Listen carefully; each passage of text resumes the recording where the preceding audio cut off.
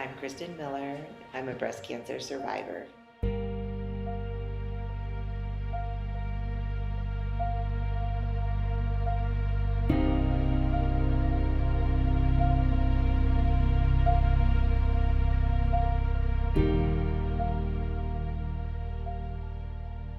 My name is Kristin Miller, and I'm the lead mammography technologist at Women's Imaging Health Images in Longmont. So before I was diagnosed, I had a 3 and a 7-year-old, a 7-year-old girl and a 3-year-old boy, and we just were busy with kids' activities and uh, taking the kids places wherever they needed to be, working. What I enjoy most about my role of working in mammography is being able to help women take the next steps if they do get diagnosed with breast cancer, what that looks like for them, emotionally, physically. It's a whole picture, the big picture. It's not just the physical part, there's emotional parts, because our minds are not kind when we think there's a possibility we have cancer. It goes from, I have cancer and I'm going to die, to it's nothing. So it's very emotional, and I like to be able to be there to guide these women through this.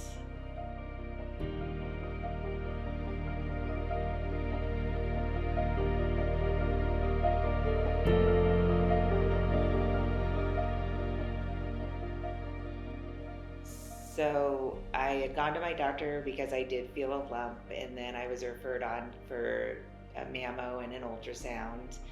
Uh, from there, I knew I needed a biopsy, and the radiologist I work with kept trying to get me in, and I said, "Oh, I have to get my kids to soccer. There's probably nothing wrong. I just need to, I'll get in and get it done." Well, she really pushed me to get it done, thank goodness. And I went in, I had the ultrasound and the mammogram. Then the next day I was scrubbed in a case in interventional radiology, and the ordering physician who had delivered both of my babies came in to see me, and I knew then that it probably was not the news I wanted, because you can probably say fibroadenoma, which is a benign growth, over the phone, but he came in on his day off to tell me that I had breast cancer. And I called my husband. I went to tell my mom at her work in lots of tears. Got home, and then we knew we had to tell the kids. So they were 3 and 7 at the time, so that was tough.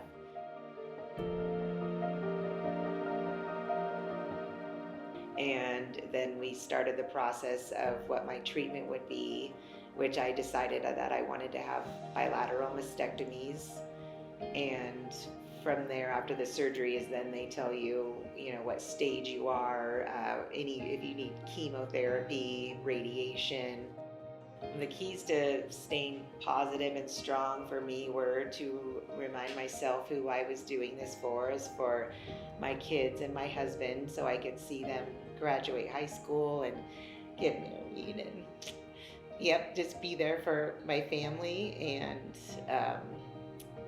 knowing that, yes, it was a hard road, it will be a hard road, but you're going to make it through, and it's not a death sentence like it maybe was 20 years ago.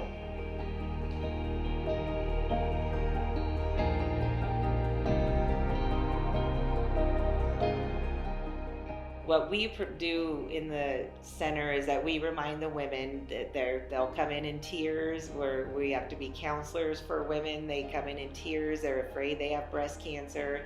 And what we do is we reassure them that they're doing the right thing. They've already done the right thing by coming into the center. They've made the choice to have their mammogram. They're letting us help them. If they do in fact have breast cancer, we're going to get to that point and get that treated. We reassure women by letting them know they've made the right choice by being at the clinic in the first place and choosing to have their mammogram done.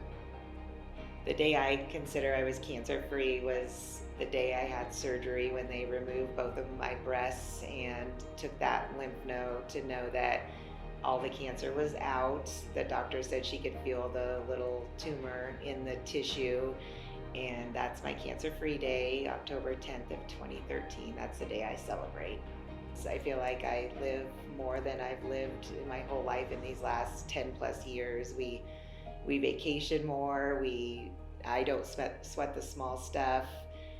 Things that maybe I would have thought were a big deal before or not. When your own mortality is thrown in front of your face, it kind of changes the way you look at almost everything. And I think it's for the better.